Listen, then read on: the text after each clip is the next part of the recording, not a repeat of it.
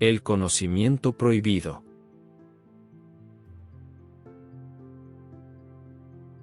Al hablar del conocimiento prohibido, me referiré a ese conocimiento enigmático que es capaz de una transformación tal, que puede llevar a liberar espiritualmente a quien lo obtenga, y es llamado desde la antigüedad como gnosis. Hay otro tipo de conocimiento, el permitido, y en la mayoría de las veces obligatorio, el que se inculca en la sociedad en su conjunto, es decir, en la familia, la escuela, la política, la religión, etc., el cual, al solo adoctrinar para adaptarte a la sobrevivencia y a la sociedad, enfrasca al individuo en una ideología generalizada que se enfoca en pequeñas verdades y grandes mentiras.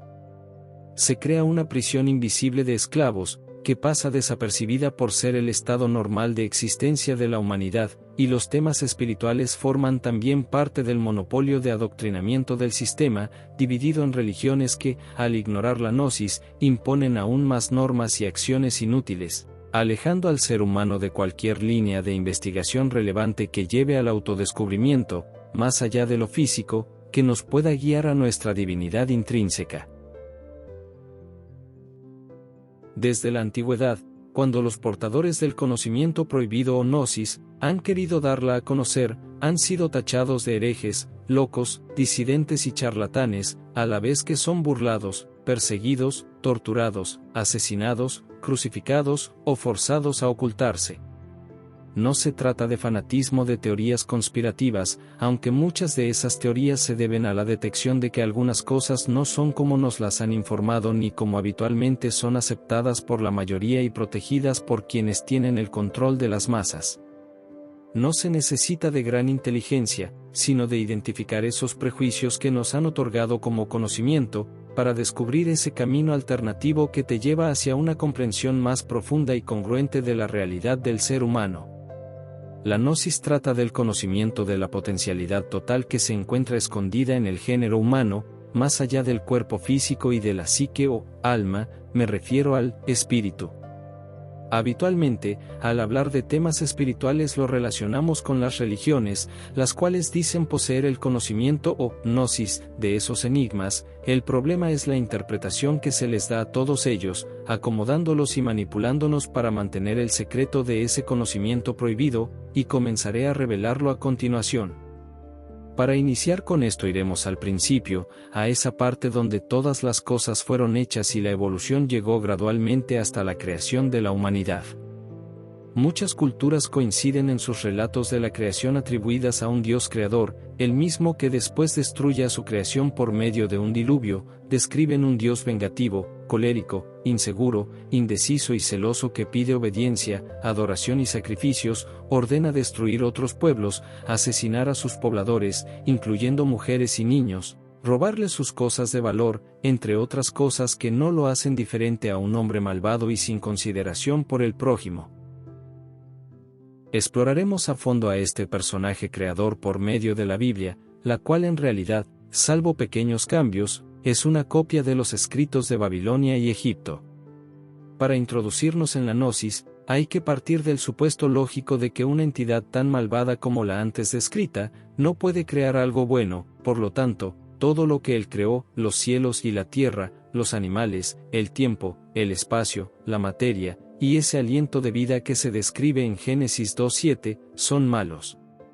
Obras tales como la creación de algunas especies animales gigantes, que después fueron destruidas, la destrucción de la misma raza humana que se contaminó por la desobediencia de sus ángeles que procrearon con la raza humana, el no saber que la luz era buena hasta que fue creada, y su obra maestra, el hombre, que miente, asesina, roba, y destruye su propio planeta, entre otras, no muestran los atributos de un Dios todopoderoso, omnisciente, infalible, amoroso, y por esto, el gnosticismo equipara la figura del Dios creador a un ser satánico, un Satanás creador. En la Biblia, el Dios creador repite en demasiadas ocasiones que Él es el único Dios, que no hay otro Dios. ¿Qué necesidad habría de reafirmarlo tanto si así fuera? Los gnósticos dicen de esto que el Creador sospecha, porque tampoco está seguro, que hay otro Dios, muy superior y mucho más importante que Él. El Dios Creador, dice Génesis 2:7, hizo al hombre de barro, sopló en su nariz aliento de vida y el hombre se convirtió en ser viviente. Es decir, hizo la parte física, y la parte anímica o alma, no menciona al espíritu, porque el Creador no puede otorgarlo, está más allá de su poder, solo puede crear el cuerpo y alma, pero los animales también tienen cuerpo y alma, y lo que nos diferencia de los animales es el espíritu, pero no lo menciona porque solo describe la creación, y este elemento es increado, proviene de otro mundo más allá de la materia y el alma, del reino incognoscible de la antimateria. La Gnosis dice que por encima del Dios creador, hay un Dios infinitamente superior y perfecto, incognoscible para el cuerpo y el alma, aún así ese Dios invisible se puede manifestar excepcionalmente en este plano físico si se tienen las condiciones adecuadas en este infierno material. Según la Gnosis, el espíritu fue atraído y atrapado en el cuerpo infernal, y usado como agente impulsor de la evolución, sin el cual, la evolución nunca hubiese llegado hasta el hombre, y cuando el cuerpo de éste muere, el alma se lleva al espíritu consigo atado a ella. Para los gnósticos, Lucifer, que en latín significa portador de luz, y en griego, fósforo, es el enviado del Dios incognoscible, y eso supone un sacrificio supremo. En el mito de la creación, la Gnosis interpreta que Lucifer tomó forma de serpiente y dio a Eva el fruto de la Gnosis salvadora para revelarle que el Dios creador los engañaba. El creador les dijo que si lo probaban se morirían, y no murieron, eso evidencia la mentira, solo quería mantenerlos engañados para continuar con su plan. Después de eso se dice que el creador los expulsó del paraíso, lo cual también era otra mentira. ¿Cómo puedes llamar paraíso a un sometimiento a los deseos de un creador de esclavos? El Maestro Jesús, otro portador de luz, por cuya característica los gnósticos lo llaman el segundo Lucifer, apoyó estas afirmaciones cuando dijo a los religiosos judíos de aquella época, en Juan 8:44, ustedes tienen por padre al diablo y quieren realizar los malos deseos de su padre. Ha sido un asesino desde el principio, porque la verdad no está en él, y no se ha mantenido en la verdad. Lo que se le ocurre decir es mentira, porque es un mentiroso y padre de toda mentira. Bien sabemos que el Dios que siguen los judíos es el Dios creador, el que su misma Biblia lo describe como una entidad que atormenta y esclaviza a su creación.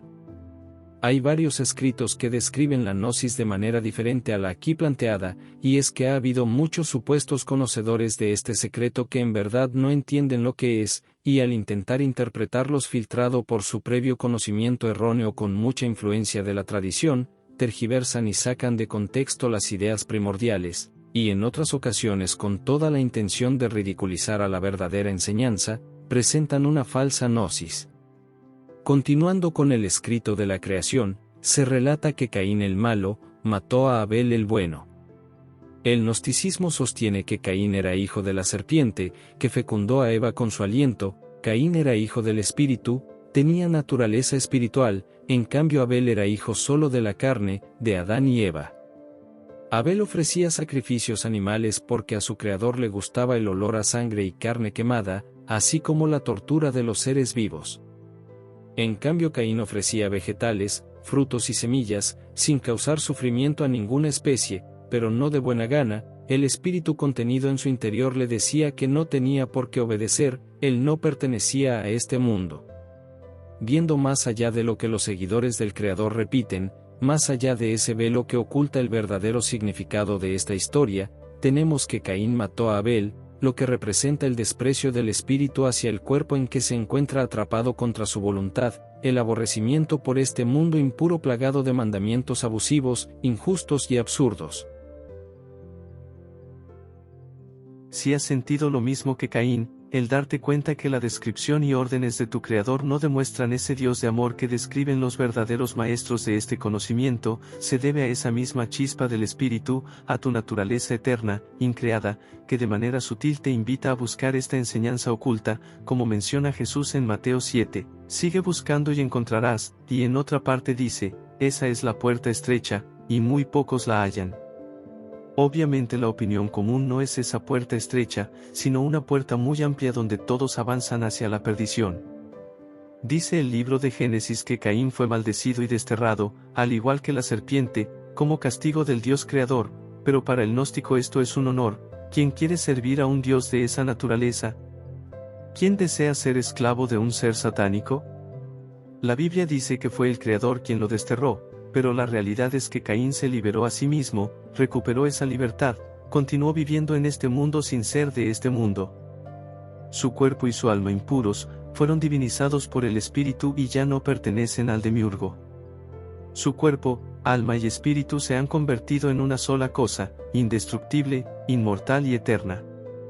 La forma de redactarse en la Biblia solo es una amenaza falsa para que nadie lo intente, para sembrar la idea de culpa a quien piense hacerlo, al igual que el concepto del pecado original.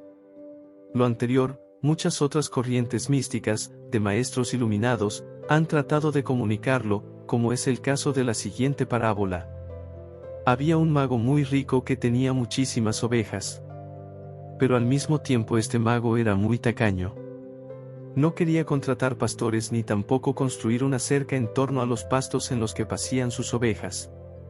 En consecuencia, las ovejas a menudo entraban en el bosque, se caían por barrancos y así sucesivamente, y sobre todo se escapaban, porque sabían que el mago quería su carne y sus pieles, y eso no les gustaba.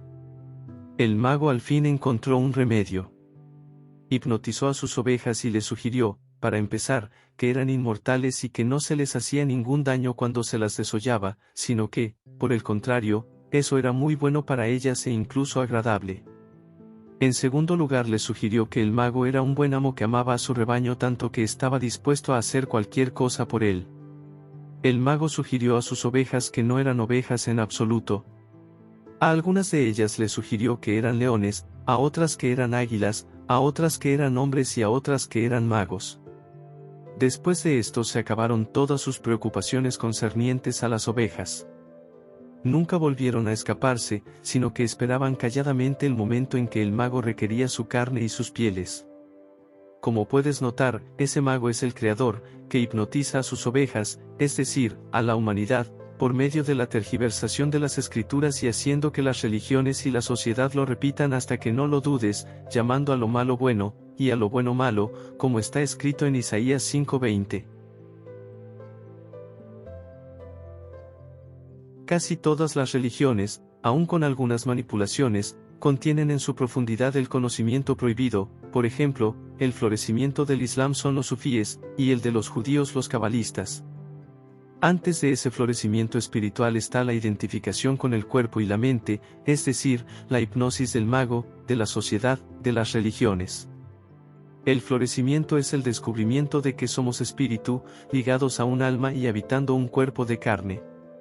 La naturaleza espiritual es imposible de entender desde la identificación con nuestro cuerpo y alma, pero se puede tener una idea observando el comportamiento de quienes han alcanzado ese estado, aunque la expresión de cada uno es auténtica, algunos parecen contradecirse entre sí, pero todos apuntan a lo mismo.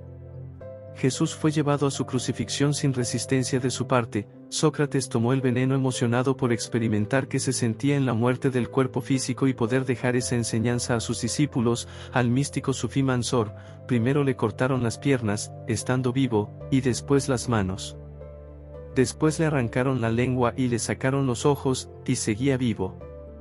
Se dice que cuando le cortaron las piernas él se rió, y el verdugo le dijo: hasta yo me siento terrible por lo que te estoy haciendo, y tú te ríes, ¿cómo puedes hacer eso? Mansor contestó: así como tú me estás viendo, yo me estoy viendo.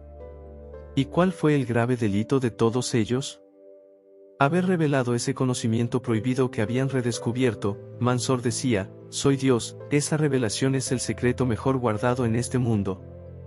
Dice la Biblia que el Creador al expulsar a Caín le puso una marca para que nadie lo dañara o matara, pero eso solo es una atribución que se hace que no le corresponde, una mentira más, ya que según el gnosticismo, el hombre que se ha transformado en puro espíritu, aunque siga habitando el cuerpo, es intocable, su naturaleza verdadera está fuera del cuerpo y el tiempo, es un derecho propio de su naturaleza, de su ser increado, solo lo creado puede ser destruido, todo lo que nace va a morir, el espíritu no es creado, es eterno, no es materia, es indestructible. Caín se convirtió en un ser superior a su creador, es una oveja que ha salido de la hipnosis, y eso puede advertir a las demás ovejas de una naturaleza infinitamente superior a la que le hicieron creer, por eso tantas medidas horribles y extremas por conservar ese conocimiento en secreto. Se dice también que el Creador tiene planes para nosotros. Esos planes consisten en un experimento evolucionario en el que participan cuerpo, alma, y el espíritu del hombre, hasta que tenga éxito con alguno de ellos para extender ese modelo en todo su universo creado. La historia y la Biblia nos confirman que ha habido otras razas humanas, civilizaciones, y diferentes tipos de animales, las cuales también han sido destruidas tiempo después, incluso universos. Este universo fue creado y será destruido. Es la forma de actuar del Creador, lo que nos dice que el Creador experimenta con prueba y error. Pero tú, que escuchas esto, no te preocupes, tu verdadera naturaleza es el Espíritu Eterno, no puede ser destruido, pero debes realizarlo antes de morir. El experimento más exitoso que el Creador ha realizado es la evolución del mono a humano. La Gnosis atribuye esta gran mutación evolutiva a la utilización de espíritus de gran pureza provenientes del mundo increado, los cuales han sido atraídos mediante engaños y encarcelados en contra de su voluntad en un cuerpo y alma humana. Es notable la correspondencia de la afirmación anterior con lo expresado en la epístola 1 de Pedro 3:18, que menciona que Cristo predicó a los espíritus encarcelados. Cristo predicó aquí, en este mundo que la Gnosis llama infierno. Está muy claro, nosotros somos los espíritus encarcelados. El gnosticismo explica que al morir el cuerpo, el espíritu continúa atado al alma y los tormentos de este infierno continúan fuera del cuerpo hasta su siguiente reencarnación, y que el Creador se alimenta de las emanaciones producidas por el dolor y los llantos de los hombres. Esto tiene mucho sentido, explica el porqué de tanta crueldad en los castigos y tormentos hacia su propia creación.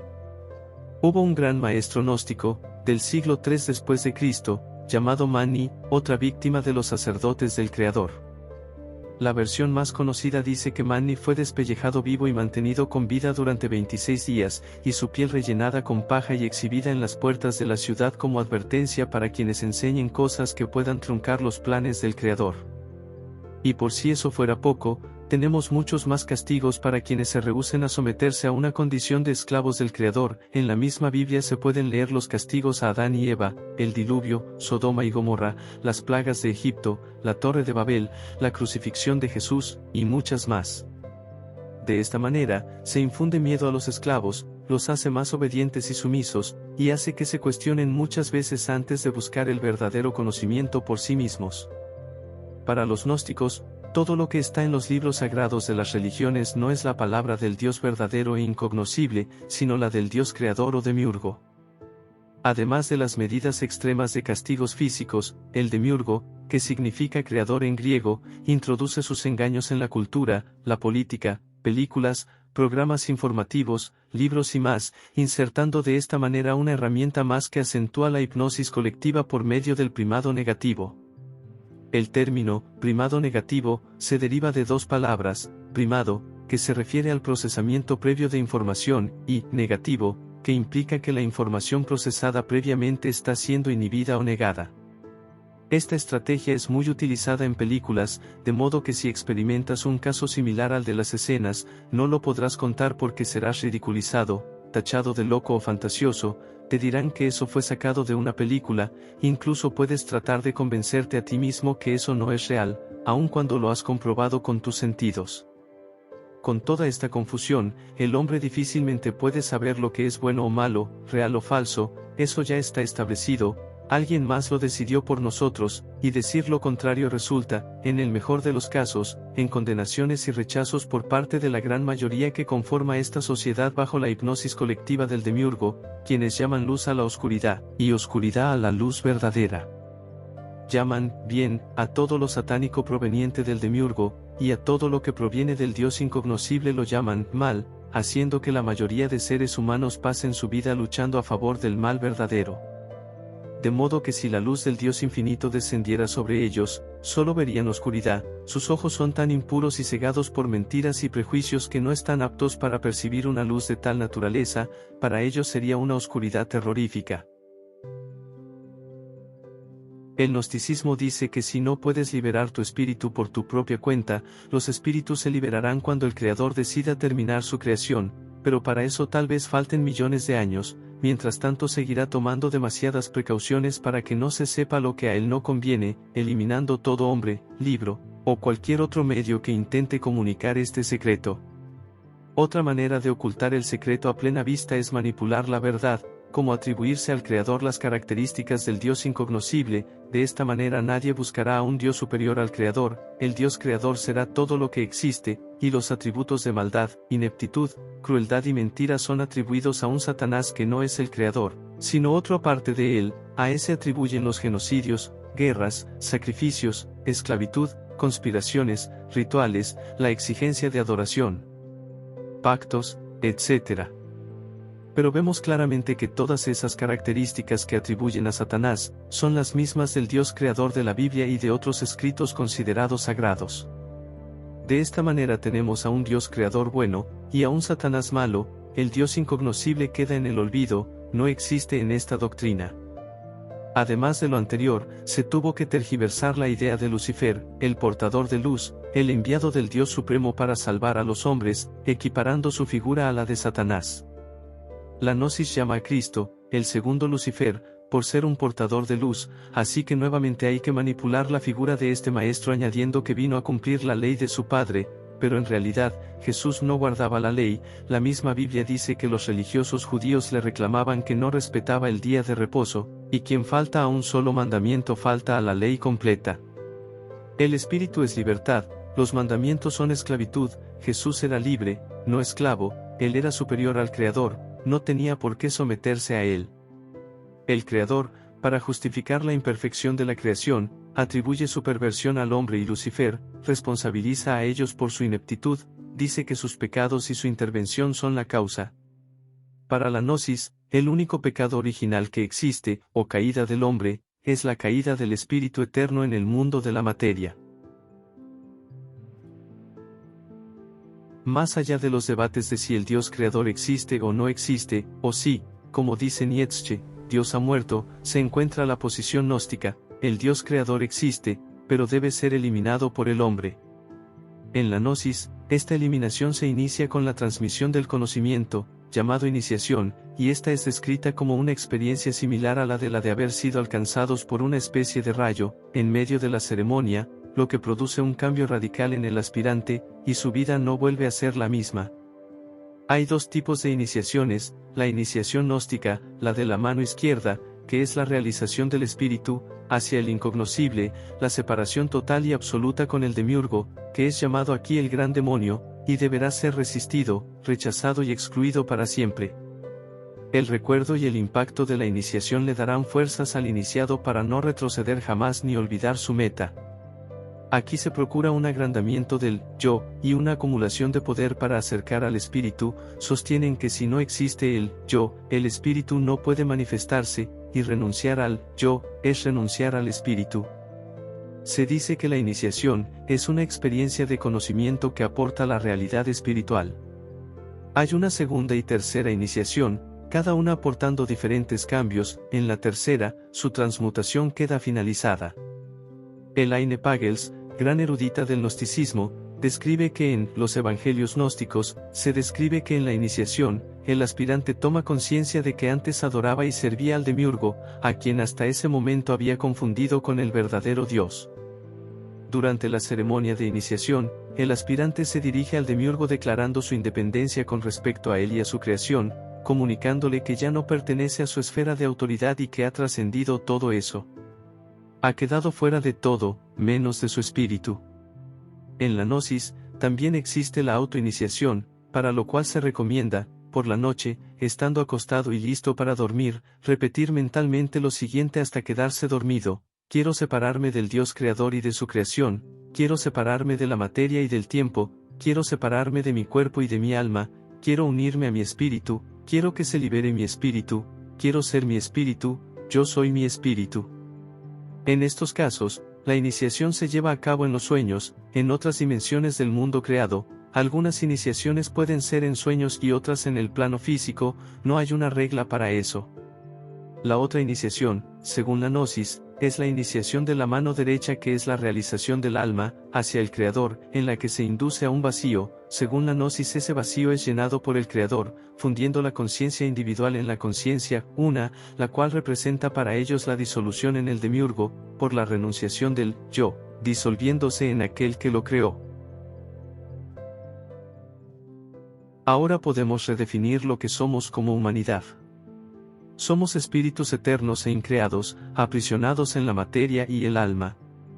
En el estado habitual de conciencia, formamos parte de los planes de un egregor satánico que utiliza nuestra chispa de espíritu para evolucionar su creación humana. La ruta de escape de lo anterior es tomar conciencia, por medio del conocimiento, de nuestra verdadera condición divina, a lo que en la mística se le denomina, el segundo nacimiento espiritual, el que lleva a la vida eterna. Con tanta manipulación, destrucción y encubrimiento de la verdad, es inevitable cruzarse muchas veces con la enseñanza errónea. Algunos al profundizar y darse cuenta de ello, desisten. Pero no hay otra tarea más importante para la humanidad que buscar ese conocimiento secreto. Esa es la gran meta, y no los bienes materiales ni la respetabilidad o la obediencia ciega, sino la transformación del cuerpo y alma por medio del espíritu. Esto es lo más terrible para el creador satánico, porque amenaza su obra. A medida que el hombre se transforma en su verdadera naturaleza eterna, se percata del adormecimiento hipnótico de los demás hombres, y que él mismo ha permanecido por mucho tiempo en ese estado. En la lucha final, el demiurgo en su forma de Kundalini, será la fuerza disolvente final. El iniciado se apodera de esa fuerza y la usa en contra del Creador. Si resulta victorioso, alcanza la salvación; de lo contrario, es probable que enloquezca. Una vez alcanzada la victoria, puede retornar al reino del Dios incognoscible, de donde proviene, o quedarse en este mundo infernal luchando por la liberación de los demás espíritus esclavizados. La mayoría opta por lo segundo, y estos son los guardianes que mantienen viva esta enseñanza secreta. El cuerpo y alma, antes de esta transformación, no está apta para contener al espíritu vivificado, pero una vez que la transmutación es realizada, cuerpo y alma se elevan a materia divina y eterna, se convierte en una sola entidad indisoluble por toda la eternidad. La materia, transformada de esta manera, ya no está limitada por las leyes físicas o espacio-temporales, motivo por el cual no pudieron encontrar el cuerpo de Jesús en la tumba.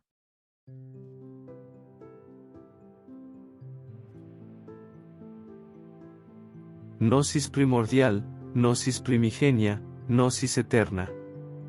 El conocimiento supremo que libera al hombre y destruye al Dios creador. El conocimiento secreto traído del otro mundo, el mundo verdadero, el reino del Dios supremo e incognoscible. El conocimiento terrible traído del otro mundo para ayudar al hombre a despertar, a recuperar su yo, a aniquilar su alma, a liberar su espíritu y a destruir la obra perversa del demiurgo o Dios. José Herrou Aragón, La religión prohibida.